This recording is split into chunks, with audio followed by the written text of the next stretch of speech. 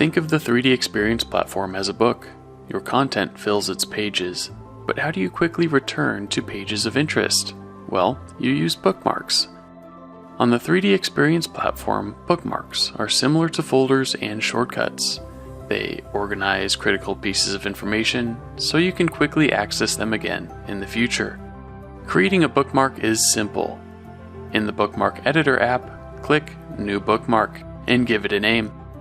Create bookmarks inside of other bookmarks to create an organized structure that makes it easier for you to collaborate with other stakeholders. Repeat this process to build your desired framework. Add content to the bookmarks through search or upload directly from your device, and flag frequently accessed bookmarks as favorites so you can access them even faster.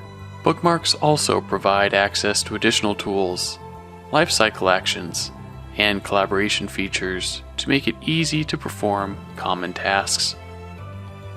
Leverage bookmarks on the 3D Experience platform to expedite your access to critical pieces of information.